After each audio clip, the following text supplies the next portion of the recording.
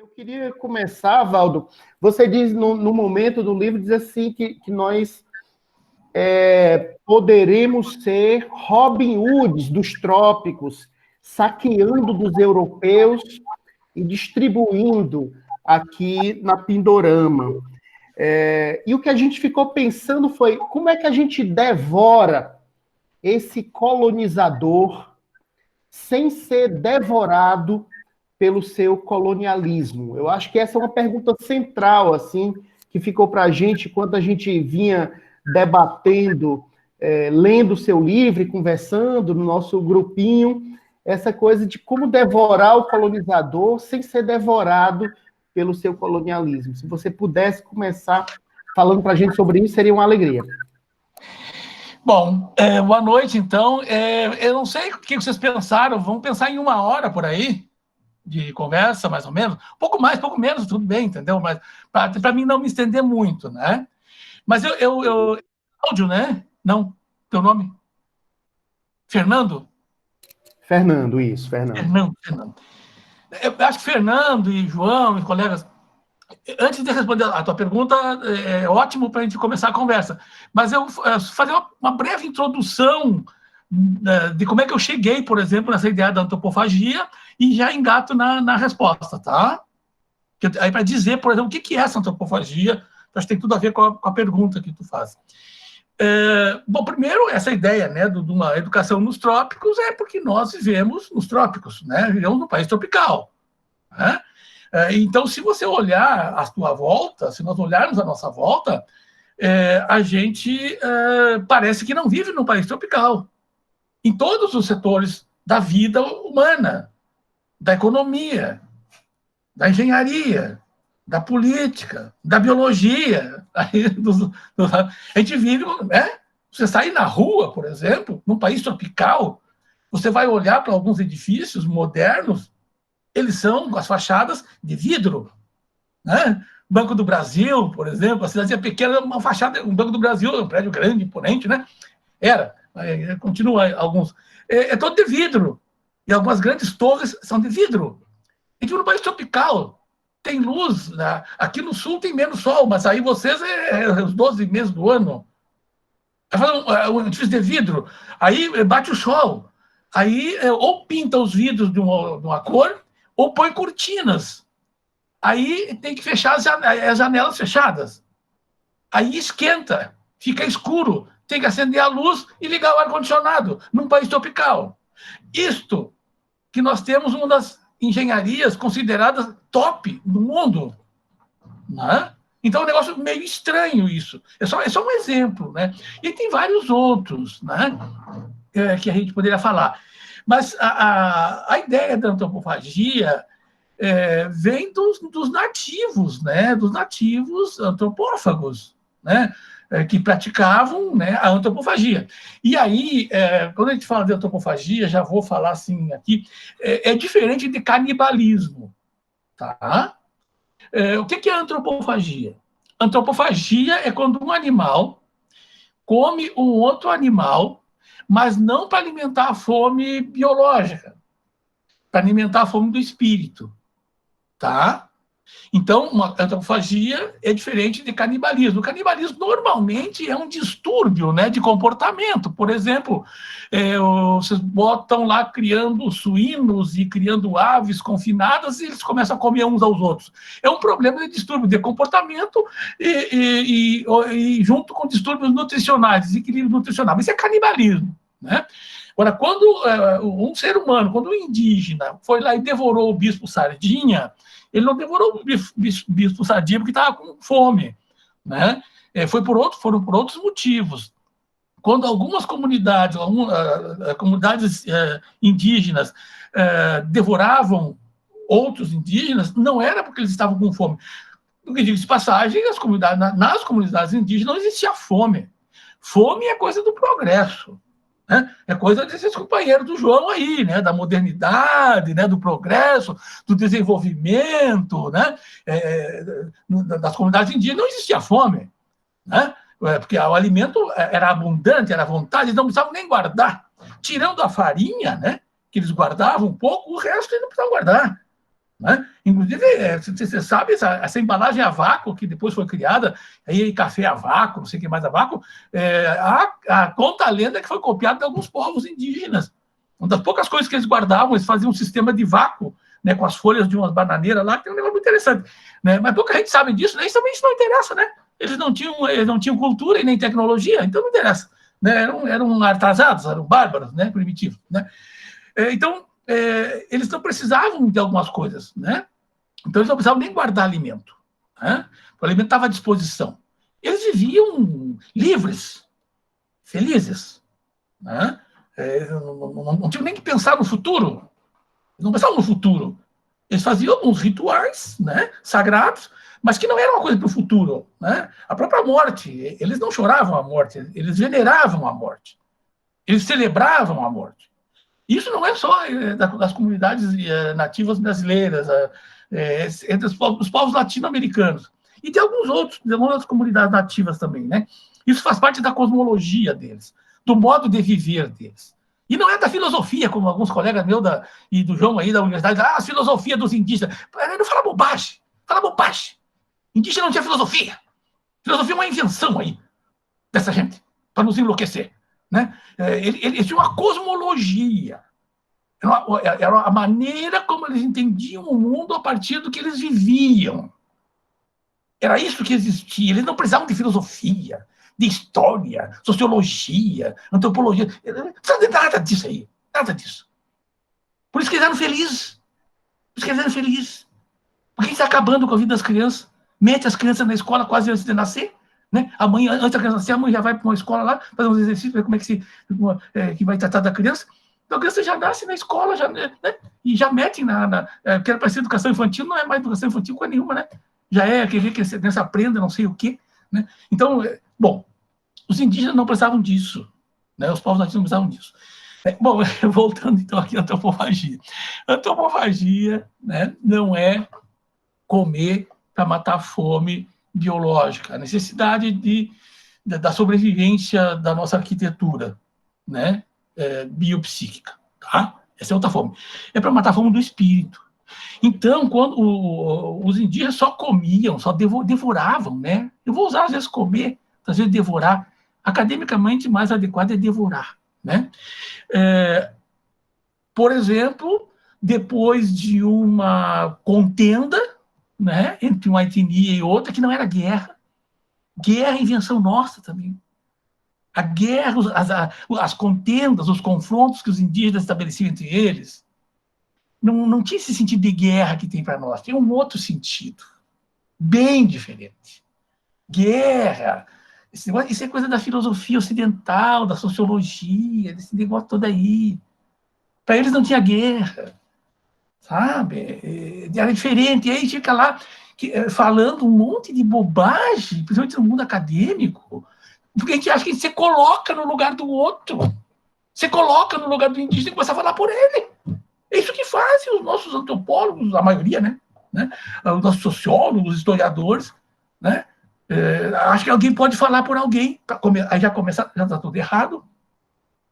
Não existe como eu falar pelo João. Né? É impossível. É mais ou menos com a tal da empatia que falam muito, né? A empatia é uma impossibilidade, com todo respeito. Agora, com a pandemia, falo muito na empatia. O que é empatia? É se colocar no lugar do outro. Mas como é que pode uma coisa dessa? Primeiro que é uma pretensão absurda. Imagina, por mais que eu adore o João, que eu ame o João. Não tem como eu ser o João. Se não tem, eu tenho que me colocar no lugar do João. O João é único. É um ser cósmico único. Então, vamos pensar melhor no que a gente diz. Né? A empatia é uma impossibilidade biológica, cosmológica, escatológica e o escambau. Né? Bom, mas a antropofagia. Então, a antropofagia, depois de uma contenda, alguns que eram aprisionados, normalmente eram os que iam até o final da contenda, da refrega, não sei como é que se eu diria aí no Nordeste, que eram os mais valentes, os mais fortes, os mais potentes, né? Esses eram aprisionados, né? eram enrolados numa corda, uma corda comprida, grande, chamada mussurana, né? Que sempre, quando eles iam para as contendas, alguns já levavam a corda, precisavam de uns 2 ou 3 para carregar a corda, né? Porque é uma corda enorme, porque tinha que amarrar todo o sujeito esperneava, que era uma coisa louca, né? Não era assim mais para levar um sujeito daqueles presos lá para a aldeia. Então, eram os mais fortes espiritualmente. Eram levados para a aldeia, aí normalmente estava ferido, né? Porque a refrega era grande, às vezes eram dias e dias naquele negócio. Então ele era levado para a aldeia, os curandeiros, né, tratavam da saúde dele, colocavam ele numa casa, numa habitação, com a melhor alimentação que tinha, né, com a pessoa cuidando dele, chamavam uma ou 2 mulheres indígenas para cuidar dele, cuidar em todos os sentidos, inclusive amorosos, afetivos, para que ele ficasse bem, se recuperasse espiritualmente. Até enquanto ele não estivesse completamente recuperado, saudável, forte, né, ele não era devorado. Ele só era devorado depois que tivesse completamente. E o ritual da devoração é um dos rituais mais sofisticados que se conhece da antropologia do mundo. Procurem a descrição desse ritual, tem em alguns lugares na internet. E em livro também tem.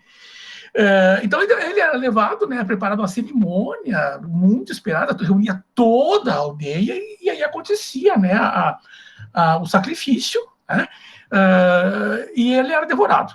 E tem todo, não vou explicar aqui, não, eu vou ficar só fazendo isso, não vou fazer, né?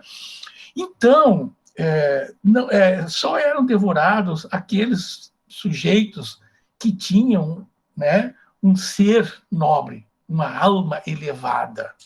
Então, 2 coisas básicas da antropofagia que eu sempre falo. João, eu não estou mais falando sobre antropofagia, sabia? Estou largando de mão. Meu projeto CNPq agora já é outra coisa. Mas fazem 16 anos. 16 anos que eu pesquiso esse negócio da antropofagia. 16 anos. Não sei quantas teses eu já orientei sobre isso, quantas dissertações. Assim. Eu já estou meio cansado disso. Mas ainda gosto disso. E isso está presente em mim. Então está na hora de eu largar isso. Não é largar no sentido que vai sair de mim.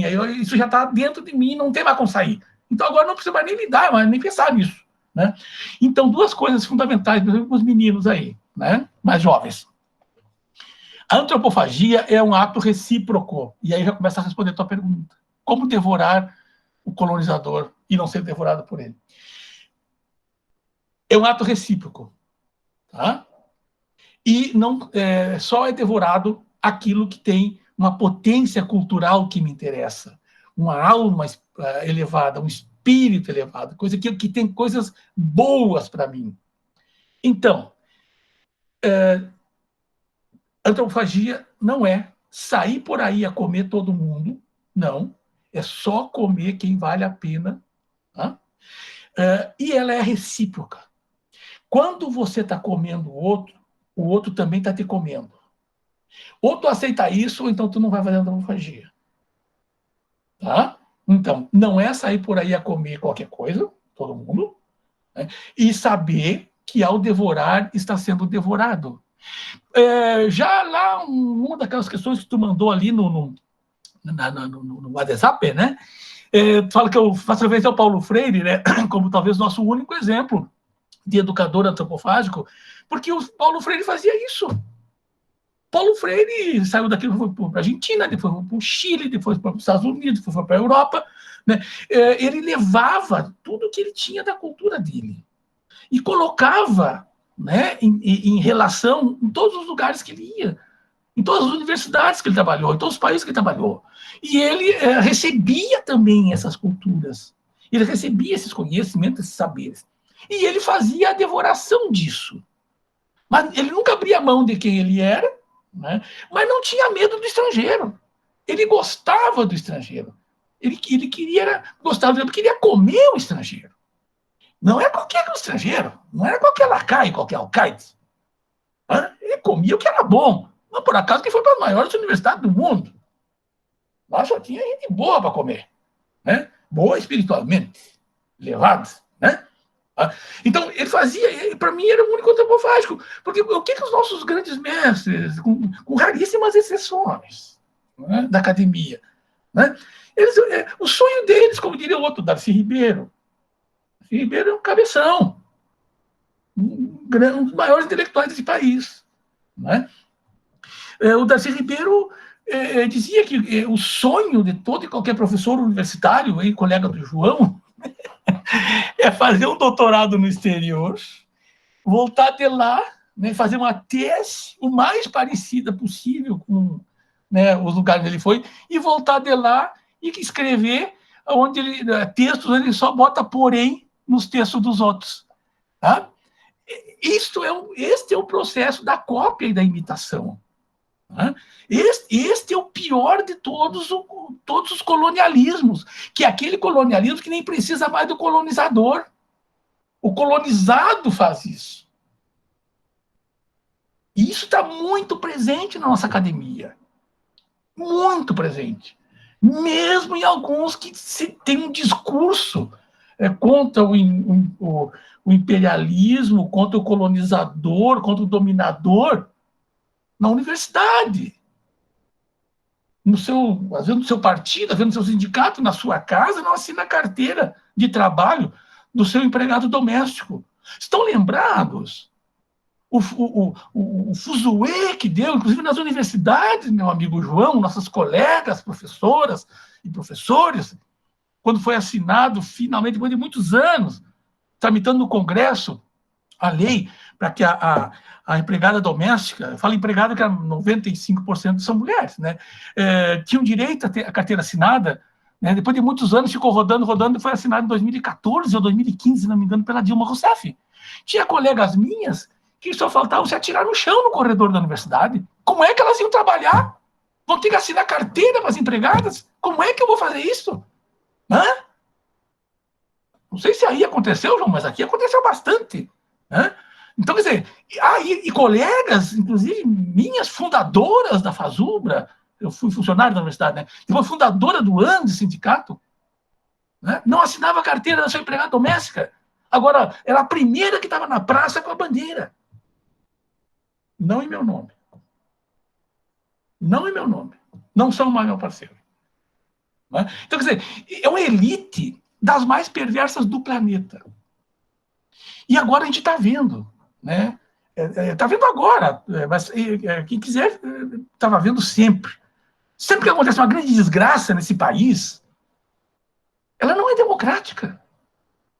Né? Ela atinge de um jeito diferente os diferentes segmentos da sociedade. Né? E segmentos econômicos, segmentos culturais, segmentos étnicos, questões envolvendo gênero. Né? Alguém aí tem dúvida? Eu escrevi um artigo no começo da pandemia. Quem é que vai morrer mais nesse país com a Covid-19? Vai ser o branco ou vai ser os negros? Né? Os negros. Né? Não tem. Vai nos presídios. 70% a 80% da população carcerária do Brasil é negra ou parda. E assim por diante. Qualquer quesito que vocês pegarem. A nossa elite continua sendo escravocrata. É uma elite que tentou escravizar os indígenas e não conseguiu. Matou. Um horror. Quase dizimou. Mas não conseguiu escravizar. Aí foi buscar escravos em outros lugares. A elite brasileira...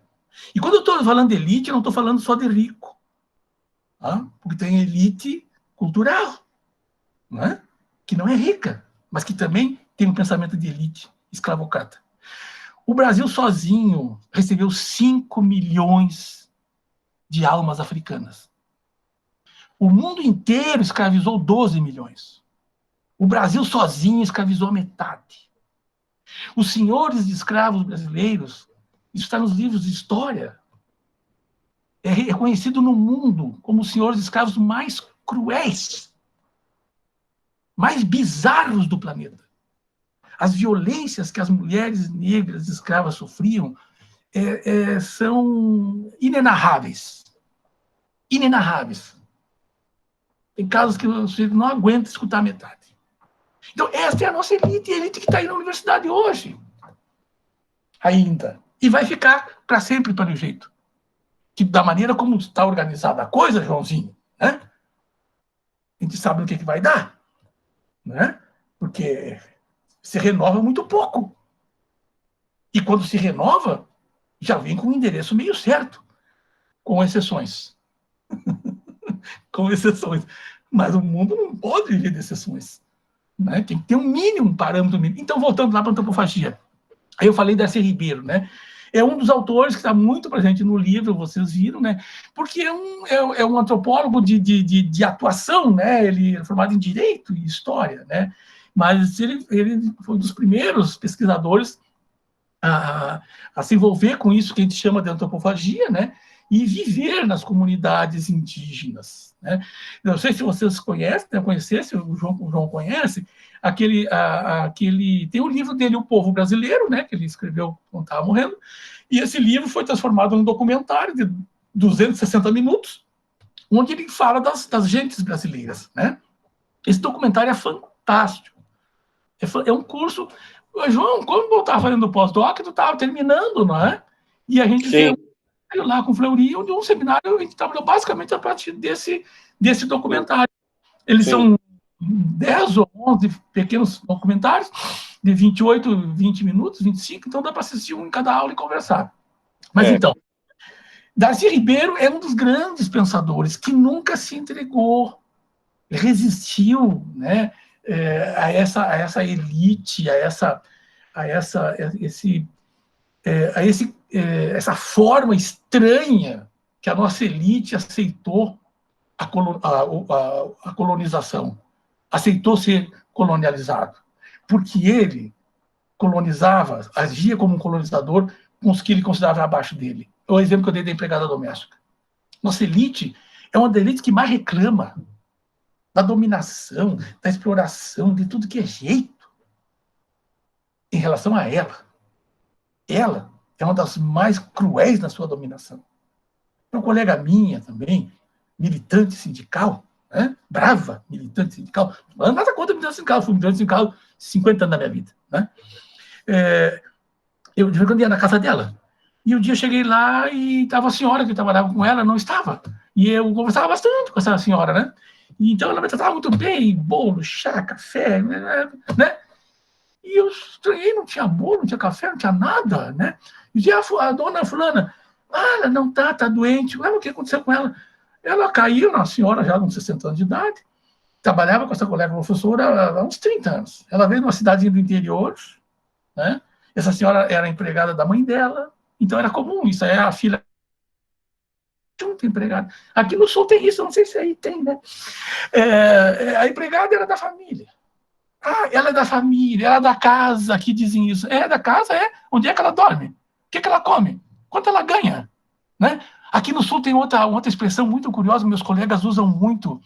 Eu não estudo mais para falar, eu só falo das coisas que eu vejo. Tá? Eu vou ligar para minha secretária. Eles não têm empregada doméstica, eles têm secretária. Secretária? Tu paga um salário de uma secretária? Ela não quer dizer que tem empregados. É feio ter empregado. Empregado é coisa da elite. Ela não quer assumir que é da elite. Não tem nem problema de ser da elite. O problema é ser elite perversa, colonizadora. Esse negócio de colonizador, de colonialidade, não é do estrangeiro em relação a nós, é das pessoas em relação às pessoas. Das pessoas em relação às pessoas. E pessoa não tem território, não define por um território. Você define por outras coisas. Que agora eu estou estudando, João. Agora eu me livrei de muita coisa. Tá bem. Estou velho o suficiente para dizer qualquer coisa, né? E louco na universidade só bastante tempo, não tem problema. Então, voltando lá, né, ao Darcy Ribeiro, que eu falei, então a antropofagia surgiu assim. E só para, né, não dizer que não falei, a antropofagia cultural, na verdade, ela surge, né, a partir dessas referências dos povos nativos. No livro eu destrincho um pouco isso, né? Não totalmente, porque é impossível. E a partir do movimento da Semana de Arte Moderna de 1922 em São Paulo, né? Com aquele pessoal, Oswald de Andrade, Mário de Andrade, que não eram parentes, ninguém pensa que era irmão, não era nem primo longe, só o sobrenome que era próximo. Tarsila do Amaral, Patrícia Galvão, diga-se de passagem, minhas amigas feministas e do movimento de mulheres, quase eu nunca ouvi elas falarem na Patrícia Galvão e na Tarsila do Amaral.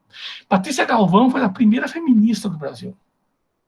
Primeira assumida. Teve outras mais antigas, mas nem existia isso, não. Quem quiser conhecer uma biografia assim, fascinante, leia a biografia da Patrícia Galvão. Né? Mulher, artista, né? Naquela época, mesmo em São Paulo, assim, né? Por que surgiu lá a arte moderna? Porque São Paulo era top. E esse pessoal, né? O Mário de Andrade, né? É o do Macunaíma, né? Do filme Macunaíma, e do romance Macunaíma. Inaugurou um outro tipo de fazer romance, que não era aquela coisa horrível, que ninguém aguentava ler, que os europeus traziam para nós. Aí, quando pintavam, a natureza morta. Olha a natureza morta, me poupe. Então, quer dizer, o movimento de arte moderna foi um movimento no campo da cultura, né?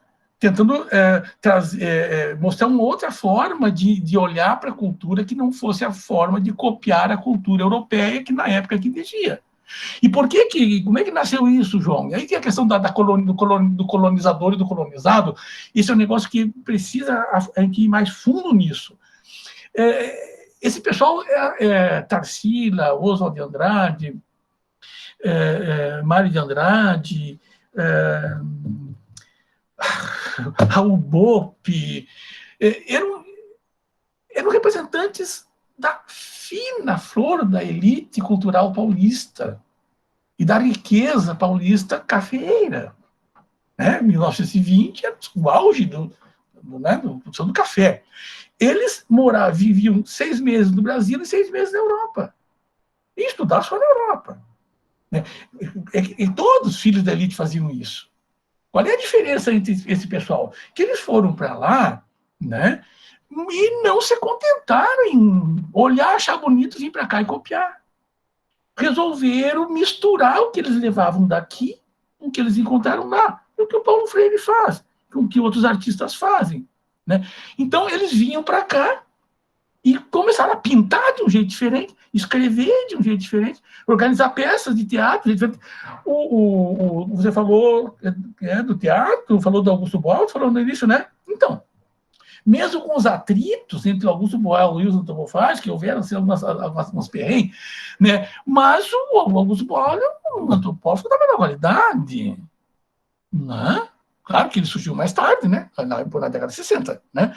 O Augusto Boal, com o Teatro do Oprimido, é o correspondente ao Paulo Freire com Pedagogia do Oprimido.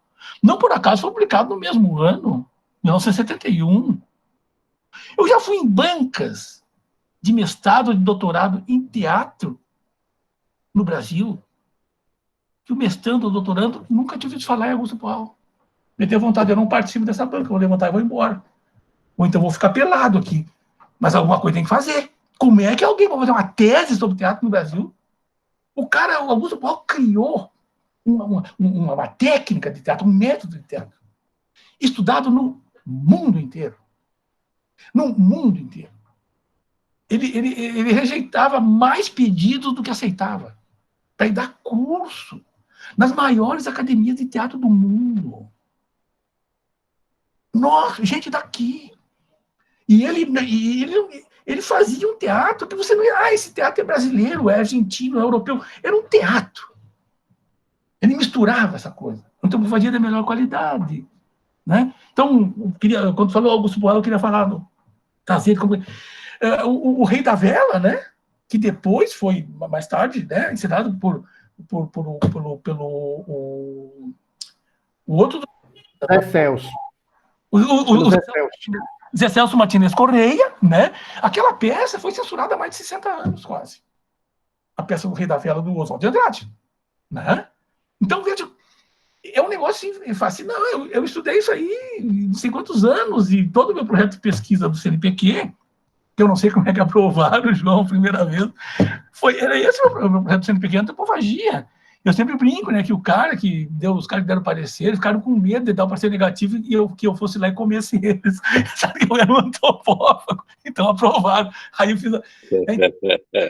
Então, a antropofagia está presente em todas as áreas, né? Porque eu fiz os meus estudos, foi aonde que ela aparecia. Então, ela apareceu em todos os ramos das artes, principalmente. Na educação, o único caso que eu fiz essa relação, por minha livre conta. Inclusive, alguns freireanos não gostaram, viu, João? Eu mandei um capítulo de livro para um livro do Freire e alguns não gostaram dessa história de eu colocar o Freire como um antropófago, né? Porque tem que passar, né? Tem uns clubinhos de freiriano aí que não dá, né? É brabo, né? Tem exceções. Muitos. Mas igrejinha. Mas quem está fora não entra, quem está dentro, quem tá dentro não sai, quem está fora não entra, né? Eu estou fora. Aliás, nós dois, a gente tem mania dessas coisas, né? Desde a teoria das representações sociais. Então, a antropofagia é isso, esse movimento que nasceu aí. Da Patrícia Galvão, para a menina aí, se quiser estudar uma mulher porreta, né? A Patrícia Galvão foi militante comunista, ainda sem cabimento a coisa dela. Ainda era comunista a mulher, naquela época. E uma passagem do livro dela, ela conta, a autobiografia, e aquela época, ali, depois veio a época da ditadura do Getúlio Vargas, né? Estado Novo, né? E onde os perseguidos os comunistas foram terrivelmente perseguidos, né? Só tem alguém que perseguiu mais comunista no Brasil que os milicos, o Getúlio Vargas, pai dos pobres, né? Meu pai era getulista, era comunista e getulista. E o Getúlio perseguia os comunistas. E meu pai era comunista e getulista. Vai entender a cabeça do comunista, é impossível, né? E, bom, então, o Getúlio, a ditadura Vargas, assim, foi a que matou comunista nesse país. Isso está na história. Isso é um fato. E, como diria Antônio Cândido, né? Grande cabeção, contra fato não há argumento. Argumentos. Eu uso muito essa frase, eu gosto muito dela. Um texto dele de 1972, Anatomia do Subdesenvolvimento. Contra fato não há argumento. É fato. Não? A Patrícia Galvão, ela conta, ela é mulher, né, e no Partido Comunista ela era extremamente discriminada. Faziam de tudo para que ela abandonasse, para que ela não aguentasse. As piores tarefas, as piores missões davam para ela. Né? Não interessava se estava doente, se não estava. Ao ponto de ela dizer que ela não sabia se tinha sofrido mais nas mãos dos camaradas comunistas, né, ou da ditadura da polícia do Filinto Miller, que era o chefe da polícia política do Getúlio Vargas, aquele filho da puta, né, lá de Minas Gerais. Que arrancava o dente da pessoa na calçada da rua, com um alicate. Nós temos um alicate no bolso e um quebra-nós no outro. O alicate para arrancar os dentes e o quebra-nós para quebrar os dedos. Né? Eu me lembro assim, e aí, né? Como é que nós saímos de uma encrenca dessas? Né? Agora, o Getúlio Vargas é o ícone, né? Um grande partido de esquerda desse país. Muito forte aí no Ceará, por uma época. Deu grande, né? Mas também as pessoas não precisam olhar para trás e, né? Às vezes deixa melhor. Mas acho que esse é outro problema da nossa elite. Nós nunca fizemos uma prestação de contas. O resultado de não fazer a prestação de contas está aí agora. Está aí agora. Né? Este energúmeno, mentecapto, Biltre, presidente do país, ficou 20 e tantos anos no Congresso defendendo a ditadura militar, defendendo o torturador, um deles aqui da minha cidade, o Brilhante Ustra. E não aconteceu nada com ele. Não aconteceu nada com ele. Se tivesse, né, como se diz, leitão, a gente tem que dar jeito novo. Se tivesse dado um jeito novo no primeiro e segundo mandato, ele não tinha chegado a presidente. Não pode defender ditadura e torturador numa democracia, ou então não é democracia. A nossa elite, então veja assim, ó, aquilo que eu falei antes, a nossa elite escravocrata, né, ela continua com essa mentalidade até hoje, não presta contas. País que mais escravizou sozinho no mundo ocidental. E último país do mundo, está na história, isso é um fato. Último país do mundo a acabar oficialmente com a escravidão. Vocês querem, alguém vai querer me convencer que isso não tem a ver com a injustiça que nós vivemos hoje? Me poupem. Claro que isso tem a ver. pensem, tem uma pergunta que eu faço, né, quando faço uma palestra, uma conferência, um negócio, né, quando tem pessoas, pensem em pessoas das relações de vocês, familiares, amigos, colegas de trabalho, colegas de festa. Pensem nelas e imaginem quantas delas, se pudessem ter um escravo, ainda os teria hoje, se fosse permitido. Vocês vão se assustar. Quantidade de pessoas que teria escravo. Eu comecei a contar a história da minha colega, da senhora lá que adoeceu e não tinha o bolo e o pão, né? Não contei. Estou muito desorganizado, né, João? Perguntei onde é que estava a senhora, né? Ela caiu, se machucou e está em casa. Ah, mas que coisa, né, que triste tudo, mas tudo bem com ela, né? Tá recebendo, né, o seguro dela. Não, não tá. Mas como assim não tá? Não, eu tô dando uma cesta básica por mês para ela. Mas como assim? Ela tem direito? Não. É que eu nunca assinei a carteira dela. Trabalhava com ela há quase 30 anos. Nunca mais fui na casa dela. Nunca mais. Nunca mais. Não tem como. Não tem como. Tem que ser inconciliáveis. Né? E uma pessoa, como eu disse, militante, indignada com as injustiças, sabe? Não dá, né? Por isso, João, que quando comecei a estudar Maturana, resolveu um monte de sofrimento meu. Seria como quando um crente encontra Jesus. Resolve todos os problemas. A coisa está em outro lugar. Não está tão fácil assim de se encontrar a resposta, né? Mas então, depois da Semana de Arte Moderna 22, o que vocês mais escutam e mais a gente encontra da antropofagia é quando ele dá uma pausa no movimento, né? Que o pessoal envelhece, quebra, a elite cafeína quebra um pouco, então, coisa e tal, né? E dá um arrefecimento. E volta na década de 60, com o movimento tropicalista, com a Tropicália. Né? Aí que vem, por exemplo, do teatro, aí o Zé Celso Martinez Correia, com toda a força, né? No cinema novo, o Glauber Rocha, que é, João, eu tive na Bahia, em Vitória da Conquista, foi uma das últimas viagens antes de ficar preso aqui. Vitória da Conquista é a cidade que nasceu acabei de falar agora, do cinema novo, o Glauber Rocha. Aí, né, fui ver a Casa de Cultura lá, onde tinha, né, o acervo do Glauber Rocha. Era um armáriozinho de 2 portinhas, com 2 ou 3, uns panfletinhos, um negocinho pendurado lá. Era um armáriozinho de 1 metro quadrado. Glauber Rocha. Glauber Rocha. Inventor do cinema novo. Antropófago da melhor qualidade. Da melhor qualidade. Tem um filme dele, né, que agora, inclusive, reorganizaram, né, em CD, DVD, que é Deus e o Diabo na Terra do Sol, né? Que é um encontro, né, que conta a lenda que aconteceu entre Deus e o Diabo na Terra do Sol. Era um encontro entre Deus, que era o Padinho Cisso, né, e o Diabo, né, que era o Lampião, para eles fazerem uma negociação, que a coisa estava ficando muito brava lá.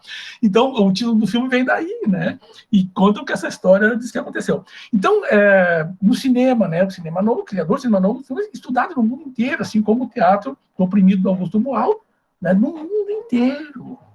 Contribuição da melhor qualidade. Isso não é ser colonizado. Isso é devorar o colonizador. Fazer o cinema como ele fez, esse jeito nunca foi colonizado e nunca vai ser. Né? O Paulo Freire nunca foi colonizado e nunca vai ser. Né? Esse é o processo antropofágico. Pegar o que tem de melhor, esse sujeito que quer me comer, entendeu? Quer me come, mas eu vou te comer também. Tá? E nessa começão, de repente, ele pode, inclusive, pegar alguma coisa boa de mim e se transformar também. Eu preciso acreditar que o outro pode se transformar para melhor. Não é só eu que posso ficar melhor. Ao contrário. Tem muita gente igual a gente, que veio da mesma merda que a gente veio, e quanto mais se estuda, pior fica. Tem um vizinho meu aqui da frente, o Figueiredo, conhece? Ele nunca estudou na vida dele. Aí às vezele conversar comigo, assim, ele é aposentado, está ali na cerca, né? E aí diz assim, mas professor, a coisa está melhorando para pior. Né? E às vezes tem colega nosso que quanto mais estuda, pior fica. Você não conhece alguém assim? Não conhece alguém nos corredores da universidade? Um cidadão ali, a pessoa que está limpando, recém parou de limpar ali, ele chega de manhã cedo e passa por cima. E nem bom dia, nem boa tarde não dá. Entendeu? Mas um colega nosso também, né? E com um discurso filosófico, epistemológico, afinadíssimo. Né? Vamos olhar essa gente de perto. Né? Vamos olhar, para a gente não repetir isso. Principalmente vocês que são tão jovens. Eu não sou o que eu penso. Eu não sou o que dizem que eu penso. Não sou o que eu falo. Não sou o que dizem que eu falo. Eu sou o que eu faço. Olha o que as pessoas fazem. Aí você vai começar a ter uma pequena chance de entender o sujeito. Não vou nem conhecer. Mas querer conhecer não dá. Né? Entender por que o sujeito é assim, sabe? Né? Cinema novo, então, né? Tem um outro sujeito, eu falei no cinema, um outro sujeito que os caras mais estudados do mundo no cinema, o Zé do Caixão. Zé do Caixão.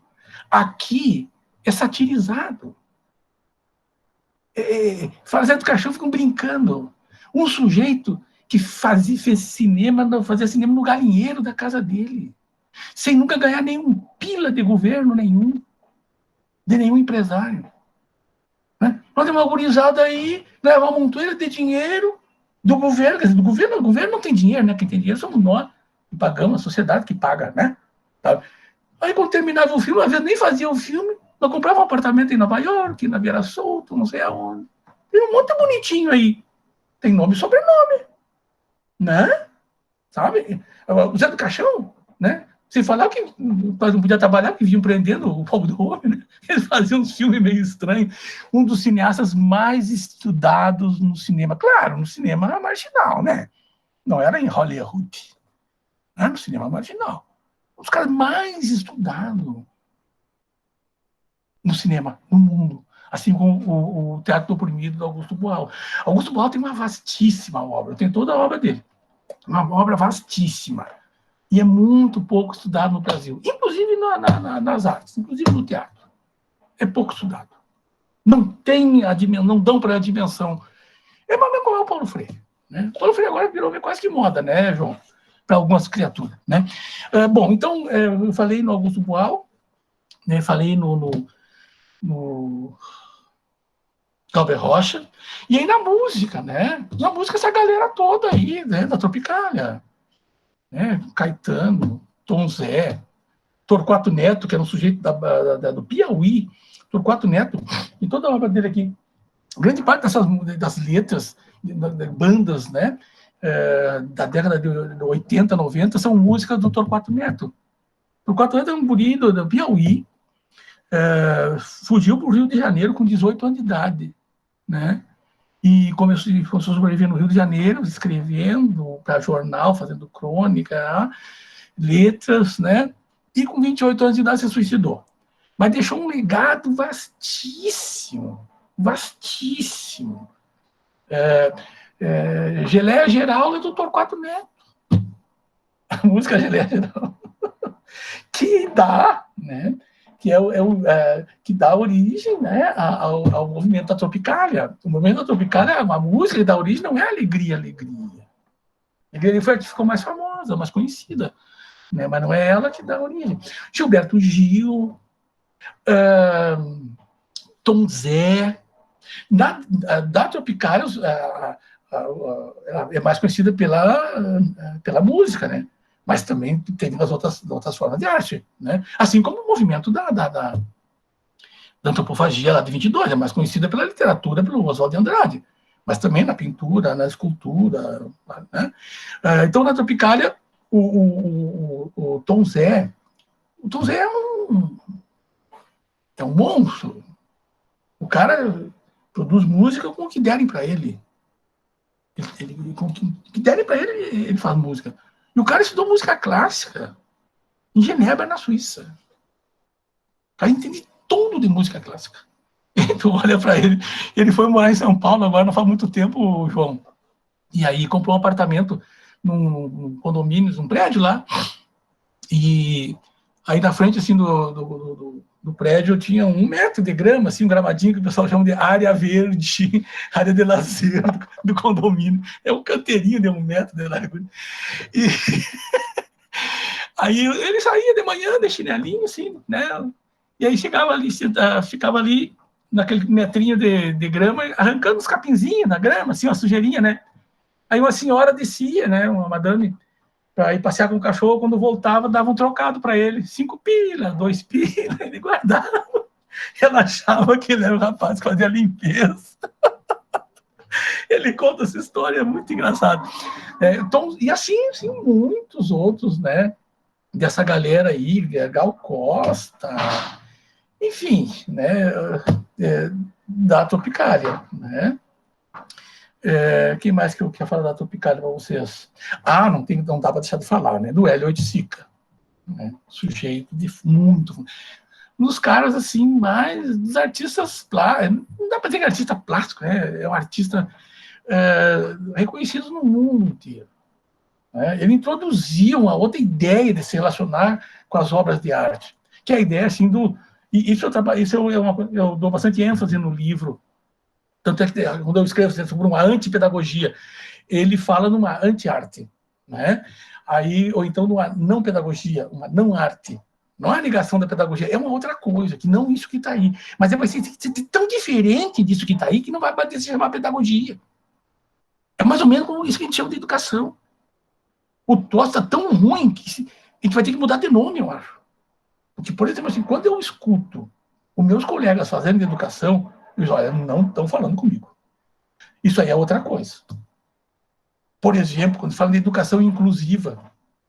Mas se não é inclusiva, não é educação, minha gente. O homem agora ele emitiu um decreto aí, né? Voltando para trás uns 30 anos, né? Criando as escolas exclusivas para portadores de necessidades especiais. Ontem assinou o decreto. Quer dizer, e a educação inclusiva. Mas se alguma coisa não inclui as pessoas, qualquer pessoa, todas as pessoas, isso não pode ser chamado de educação. Isso não é educação, isso é outra coisa, que nem o amor, João. Eu te amo, mas se tu não fizer isso, não fizer aquilo, não fizer aquele outro, então tu não me ama. Não quer me deixar fazer nada? Ou só quer fazer o que tu quer que eu faça? Isso não é amor, isso é outra coisa. Tu dá risada, né, João? Não é fácil, né, Joãozinho? Bom, mas então, gente, me faça uma outra pergunta. Gilvânia e Jean querem perguntar? Fique à vontade. Quero falar, sim. Pegando esse traço aí que você falou sobre o tropicalismo, eu queria lhe perguntar quais traços do tropicalismo a gente pode utilizar, quais elementos, né, do tropicalismo a gente pode pegar para a educação nos trópicos. Por exemplo, você fazer educação com aquilo que você tem à sua disposição. Os tropicalistas faziam arte com aquilo que eles tinham à disposição. O que eu te falei do Hélio Oiticica, por exemplo, que ele fazia, né, a arte dele era uma arte de intervenção, mas ele fazia a primeira intervenção e depois todas as outras pessoas podiam intervir na arte dele, né? Ou seja, não era uma arte que tinha o autor e o observador. Esse observador, na arte, por exemplo, do Hélio Oiticica, ele podia interferir, mexer na obra de arte. Então, ele era um participador. Daí a ideia de uma pedagogia, de uma educação, onde aquele outro que está lá como educando, ele seja um participador. Ele faz parte dessa educação. Ele faz parte dessa obra de arte.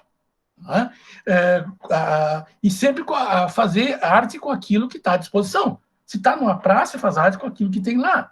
Se está numa comunidade de pescadores, faz arte com aquilo que está na vida dos pescadores. Estão vendo a relação entre a questão do Paulo Freire? Paulo Freire fazia educação no lugar que as pessoas estavam. Não precisa tirar a pessoa de lá e botar dentro de uma sala de aula.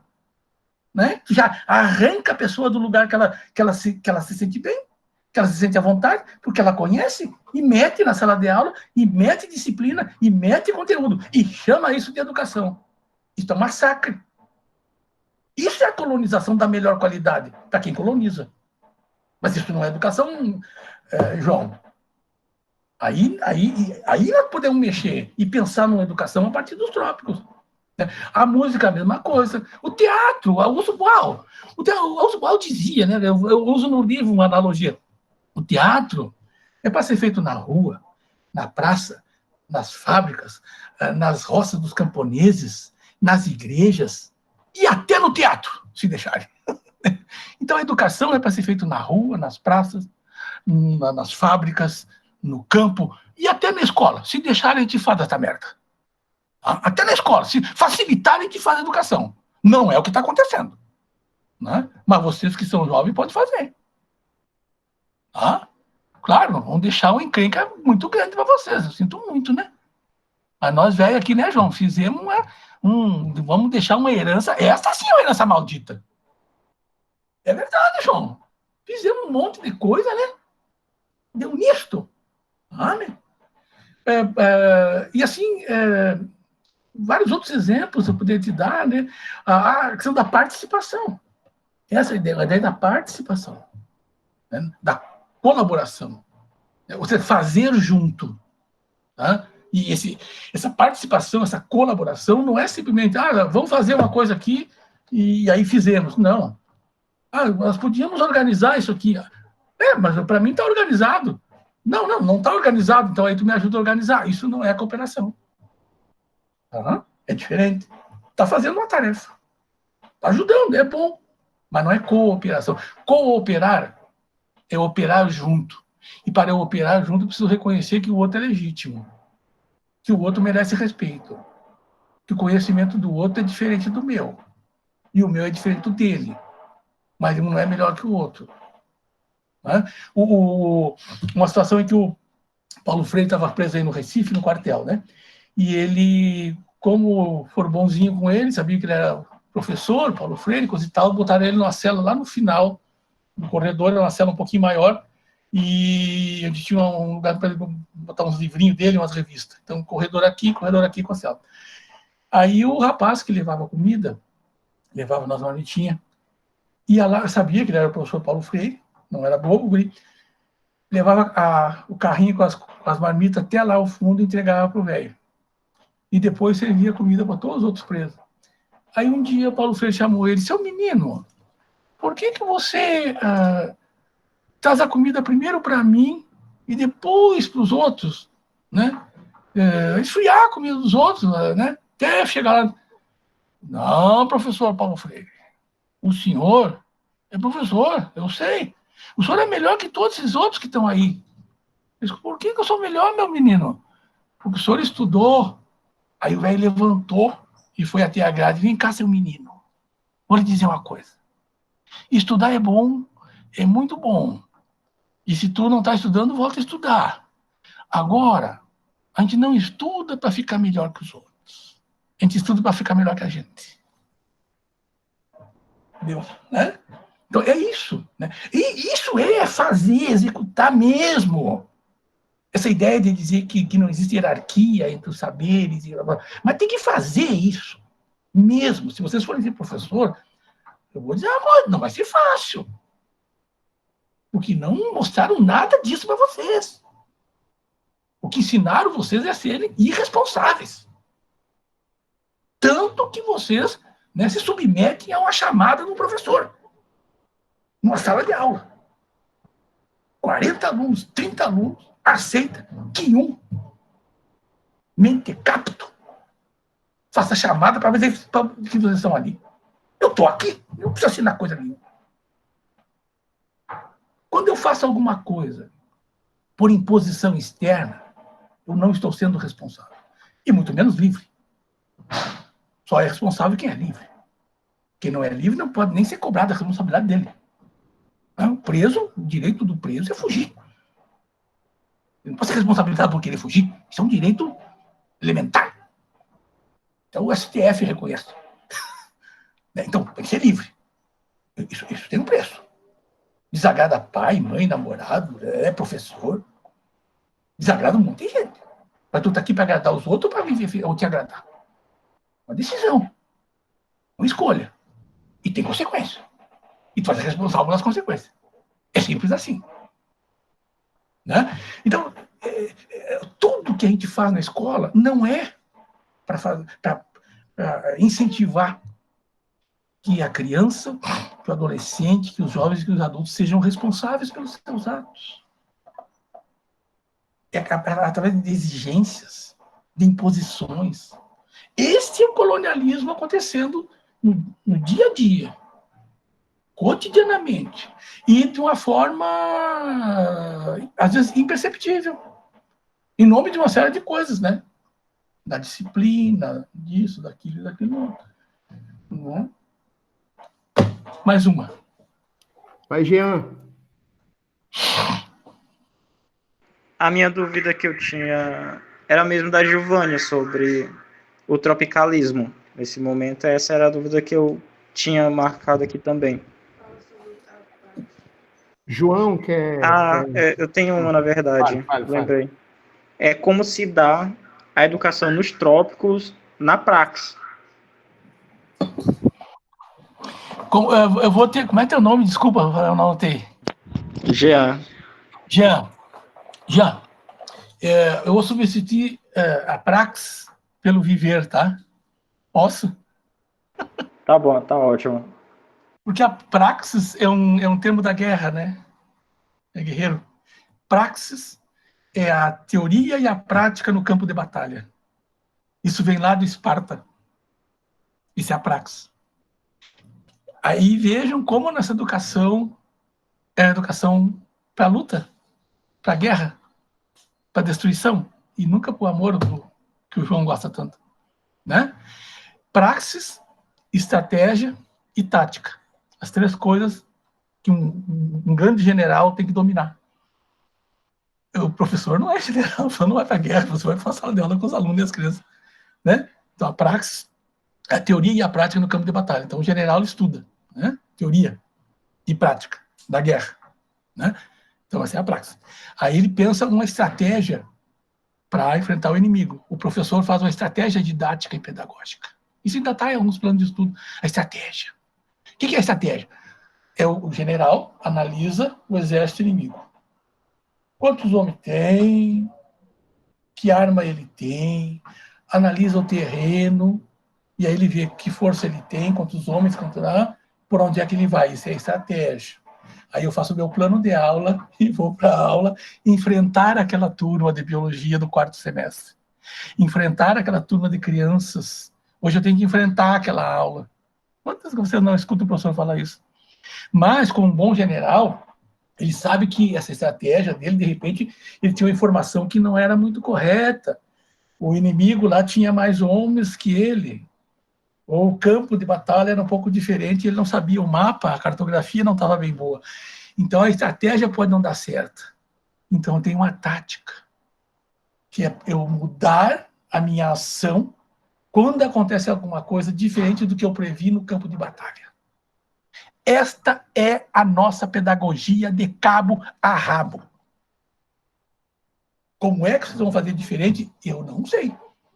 Eu tenho até algumas pistas aí. Agora, uma coisa eu sei. Vocês estão numa enrascada bem grande. Porque tem um detalhe também. Se vocês quiserem fazer diferente e tentarem fazer diferente, vai ter muita gente que não vai gostar. E às vezes não é nem o secretário de educação, não é nem o governador, não é nem o Coiso, nem era nem a Dilma, nem era o Lula, nem era o Fernando Henrique. É os colegas de vocês. Colega professor. Quando chega cedo na escola, né? Passou no concurso, chega na escola lá, cheio de vontade de fazer umas coisas lá, umas antropofagia, umas questões relacional do João Figueiredo. Aí o professor mais antigo diz, deixa, vai quebrar a cara esse aí. É assim que você é recebido. Pelos colegas, professor. Tem que dizer isso. Ah, não vão gostar? Não me convida mais. É simples assim. Isso que eu digo. Não chega nessa altura da vida para ir nas escolas falar, ou falar na live do João aqui, para dizer o que vocês querem ouvir. Eu nem sei o que vocês querem ouvir. Eu vou dizer o que eu acredito. Se vocês não gostarem, me chamem mais. Pronto, simples. É um direito de você. Não tem que reclamar que nem o escritor que reclama do leitor. Ah, não me entendeu. Daí sim, como diz os italianos. Né? Não tem que reclamar. O leitor sempre tem razão. Tanto é que ele escolhe o que lê. Eu e o João não escolhemos o que escrever, nós escrevemos o que nós conseguimos escrever. Né, Joãozinho? A gente lê um negócio assim, como eu queria ter escrito isso aqui, porque ele não escreveu, não consegui. Por isso que o leitor, o feliz é o leitor. Porque ele escolhe o que ler. O escritor jamais tem direito à felicidade completa, porque ele não escreve o que ele quer, ele escreve o que ele consegue. Um dia vamos conversar sobre literatura com os guris aí, João. O ano que vem eu vou ficar uma semana inteira aí. João vai me levar. Já me levou, João, né? Já me levou uma vez, né, João? Mas eles não estavam aí. Não, esse rapaz aqui, esse aí nem era nascido. Tu já era nascido. Tu não cozinha a pergunta. Mas então, outra coisa também, assim, ao mesmo tempo que tem todas essas, né, dificuldades, né, é uma coisa que dá para fazer. Tem que deixar, por exemplo, as crianças, seguir mais as crianças, principalmente as crianças, que elas ainda estão mais livres. Elas vão perdendo, vão aprendendo a não ser livres à medida que elas vão ficando mais tempo na escola. Né? Então, se a gente, né, não atrapalhar tanto com tanta teoria pedagógica, né, como diz o Brandão, né, João, o Carlos Rodrigues Brandão diz, né, tem muita teoria sobre as crianças, tem muita, sabe? E aí, cara, um dos grandes problemas é que não é por ser teoria, porque são ruins. Ah, da praxis, você estava falando, né? Aí, falar do Vivier, tu vai ter que fazer a pergunta de novo, que eu já me esqueci. Mas uma teoria não é ruim porque é teoria, né? Até porque essa separação de teoria e prática não existe. Isso é outra bobagem epistemológica, filosófica, escatológica que inventaram. Isso separa um ser vivo do seu espírito, da sua alma. Quando o corpo, esse corpo velho do João aí deixar de existir, como fisicamente, né, vai existir a alma do João, mas o corpo físico dele vai existir. Claro que o João tem todas umas outras injunções aí, né, sobre a forma de existência, mas eu nunca mais vou ver o João. O João, para mim, só existe se existir essa arquitetura de carne e osso e velhice. Aí. Vai me ver, rapaz. E uma alma, entendeu? E aí uma cultura, né? Daí você da biologia. O curso de vocês tem que mudar, gente. 99% dos cursos de biologia deviam ser chamar curso de necrologia. Vocês só estudam bicho morto. Raramente vocês pegam um bicho vivo para estudar. Sinal de vida inteligente lá é uma planta no corredor. O resto tudo é perereca, cobra dentro de vida e formol. Aí, de vez em quando, o professor faz uma aula de campo e leva os alunos. Aí vão lá para um lugar lá, cada um com um vidro, caça uma perereca. Se tinha uma perereca de extinção lá, acabou. No segundo semestre não tem uma perereca. Acabou com a perereca que tinha. Isso não é biologia, isso é necrologia. Eu estou brincando. Né? Mas imagine estudar biologia, estudar o ser vivo. E o ser vivo tem uma alma, tem um espírito, tem uma coisa que habita ele. E não é só dos seres humanos, não. Dos outros seres vivos também. Cachorro, gato, periquito, papagaio. Aí, de novo, voltando lá nos nossos indígenas, eles sabiam disso, eles não discutiam, isso não era assunto para eles. Um tatu tinha alma. Um rio era uma entidade. Uma montanha era uma catedral. E essa era a reverência deles. Quando eles saíam para caçar e matavam um javali, um porco do mato, um tamanduá, né? Eles não matavam, eles pegavam para comer. É que nem a guerra. E depois viam, né, que tinha um flechado, uma tamanduá mãe e tinha um filhote. O que eles faziam com o filhote? Pegavam o filhote, levam para a aldeia, vê uma mulher que está amamentando, uma índia, e essa índia amamenta esse filhote, até ele conseguir ficar sozinho, e aí eles soltam no mato. Nós abandonamos nossas crianças. Quando muito cuidamos dos que nós dizemos que são nossos filhos, que são do nosso sangue. Nós abandonamos. Só tem importância a criança que é das minhas relações. As outras crianças que eu não conheço não tem nenhuma importância. Olha como é que são as nossas ruas. Né? Parece que não são crianças. Eu só me dou conta que uma criança é criança quando é uma criança que adoece, que é das minhas relações. Aí eu fico muito compadecido. E está correto, mas eu também tenho que me compadecer, ou que me sensibilizar com qualquer sofrimento de qualquer criança, de qualquer ser vivo. E nós chamamos isso de uma filosofia elevada, ainda citamos os gregos. Ah, me poupe, né? Vamos começar a conversar sério. Né? Mas a gente ouve muito isso. Por isso está difícil de conversar, né, João? Com nossos colegas. Está difícil, eu não consigo mais conversar. Não estou conseguindo. É difícil. Sabe? É tanta coisa que a gente ouve. Mas volta lá da praxis. Como é que era a pergunta da praxis mesmo? Que eu fiz todo esse conversei e não te respondi. É como se dá a praxis na educação dos trópicos. Então, juntando, né, um pouco dessas coisas, assim, né? Primeiro, esse reconhecimento do outro, né? Pensar uma educação que tenha a ver, assim, com a vida da pessoa, né? Com a vida das pessoas, né? Uma educação para o presente, né? E não para o futuro, né? Porque o único tempo que existe é o tempo presente. E o único lugar que as coisas acontecem é no lugar que eu estou, né? Aí o João, né, sabe tudo disso, né? As coisas acontecem aqui, nesse lugar, né, e nesse momento. No passado já aconteceram, no futuro eu não sei se vai ter. E isso, o que acontece aqui tem consequências, tem repercussões, né? Toda a herança do movimento ambientalista, ecologista, é pautado nisso, né? Tem aquela máxima lá, assim, borboleta bate as asas na Amazônia, na Austrália, e muda o clima na Amazônia. Né? É uma metáfora, mas está correto. Está corretíssimo. Né?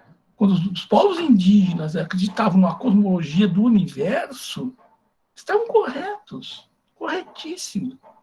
Né? Nossos filósofos não conseguiram chegar lá. Né? Nas mínimas coisas. E então, essa ideia de, principalmente, parar de imitar e de copiar. Isso não é xenofobismo. Isso não é dizer que não tem coisas boas em outros lugares. Mas, muitas vezes, alguma coisa que é muito boa num lugar, numa cultura ou numa época, não me serve aqui. É só isso. E nessa cultura de colonizado, passivo, que às vezes a gente tem, né, isso tem dimensões catastróficas.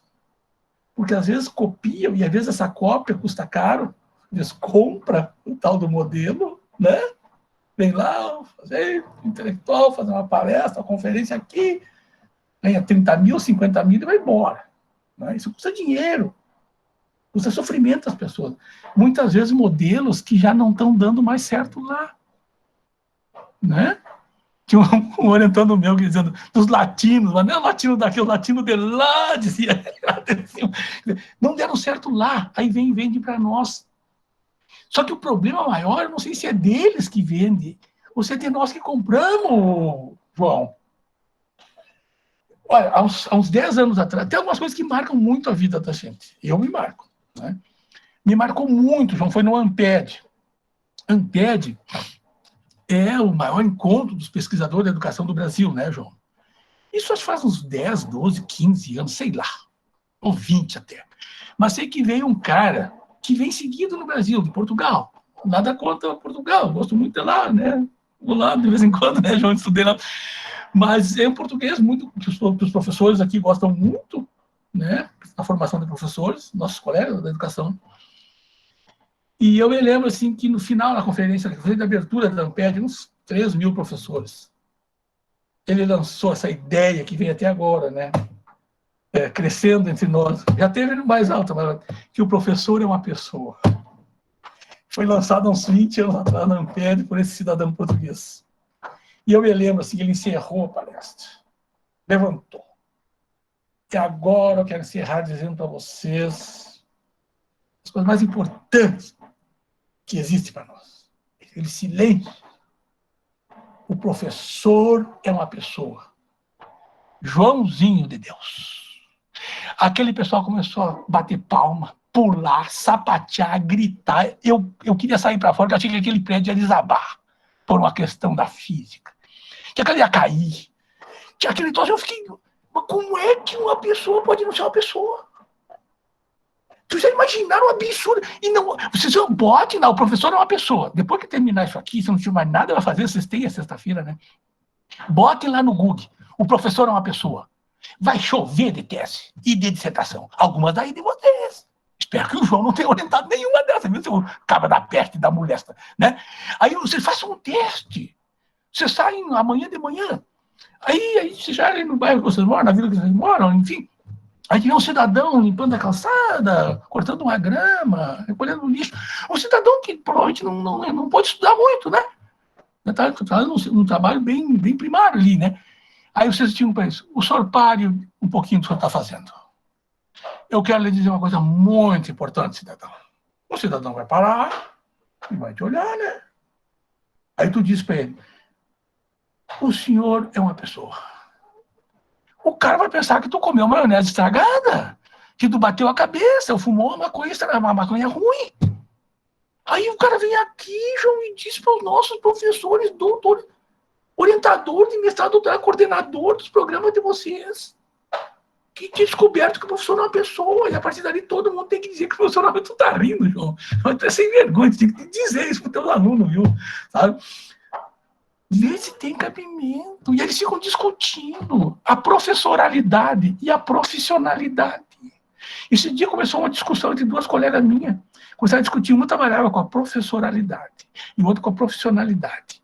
E elas começaram a ter um atrito. E eram umas 15 para meio-dia e elas trocaram. Uma estava defendendo o que a outra estava defendendo. Elas trocaram. Isso é uma loucura. Entende assim? A praxis, no caso, né?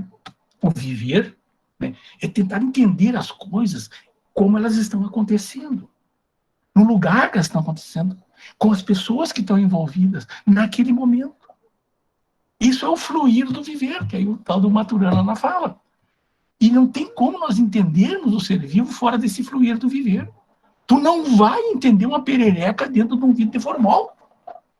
Não vão estar acontecendo mais relações bioquímicas, físico-químicas, nesse corpo dessa perereca. Esse corpo dessa perereca é um amontoado de células mortas, né? E que ainda estão no processo de decomposição, estão acontecendo trocas moleculares. E claro, eles vão para aí, vão virar outras pererecas, vão virar árvores, vão virar outras coisas. Porque esse negócio também, né? Os reinos da biologia é uma classificação nossa. E ele começa a aparecer a partir de um momento da organização celular. Antes, carbono é carbono. Hidrogênio é hidrogênio. Né? Ou não é? Né? É muito triste. É muito tempo na escola. Para massacrar as crianças. É um massacre. E o que é pior, a gente obriga as crianças a desaprender umas coisas que elas já sabem. Não vou falar da biologia, vou falar do professor de matemática. Pô, sei lá, 3 anos, 4 anos a vez. O menino não aprendeu as 4 operações. Não conseguiu ser alfabetizado na matemática. Aí o professor diz, na reunião de classe, no conselho de classe, que essa criança tem problema. Quem tem problema é ele, que não sabe ensinar para a criança uma coisa que a criança já sabe. Amanhã de manhã, saio na rua, peguem qualquer criança de 2 anos de idade, 2 anos e meio, 3 anos, que nunca foi na escola ainda, de preferência. Pego uma varinha, uma régua dessa aqui, eu pego uma vara, uma folha de papel, e dá para essa criança de 3 anos de idade. E diz assim para ela, fulana, me dá metade disso aí. Que ela vai te dar. Ela fez 1, 2 ou 3 operações. Ela fez, por exemplo, uma operação de percentagem. Que o menino termina no ensino médio sem saber aprender, sem saber fazer. A criança já sabe com 2 anos. Pega uma coisa redonda e uma quadrada e dá para a criança. Me dá a redonda. Te dá a redonda. Me dá a quadrada. Te dá a quadrada. Uma coisa pequena e uma coisa grande. Me dá aquela coisinha menor. Te dá menor. Me dá maior. Te dá maior. Facilita. O menino termina o 9º ano sem aprender isso. O João, né, até hoje nós estamos lá no psicólogo para entender o dentro e o fora. Né? Tem uma criança, uma caixa bem grande. Uma criança de 2 anos. Ô, Joãozinho, entra pra dentro da caixa aqui, você pula pra dentro. Sai pra fora, você salta pra fora. Estamos tudo louco aí, assim, pindo de remédio para entender o dentro e o fora. Ai, que é isso? João, assisti a palestra de um cara que o título era a prisão do Flora e a clausura do dentro. Não entendi. Não, tá numa tuna de laço no cara. João, você quer fazer algum comentário para a gente encerrar? Não, o Valdinho deve estar cansado e sem o vinho dele hoje. Ganhei um vinho de fundamento hoje de um aluno meu. Meus alunos é assim, é uma página e uma garrafa de vinho, uma página e uma garrafa de vinho. Ah, é? Estão vendo aí? Vocês estão ouvindo aí, né, gente? Olha aí.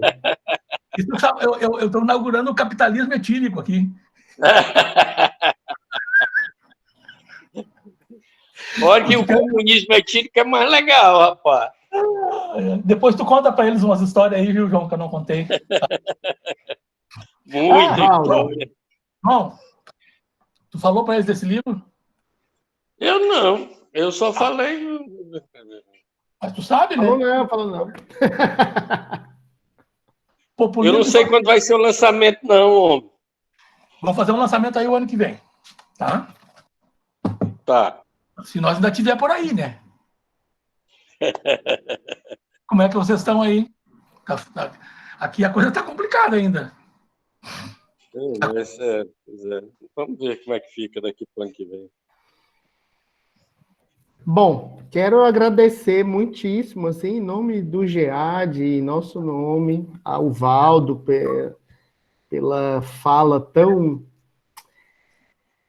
importante, assim, sobre o livro, porque uma coisa é isso, né? A gente lê o livro, a gente leu, mas o livro, ele ganha vida, ganha outras repercussões no nosso espírito quando a gente ouve o Valdo falar, né? E sempre dessa forma, sempre muito bem-humorada e provocadora. E é isso, Valdo. Muito obrigado, assim, gratidão mesmo por esse momento, desse papo.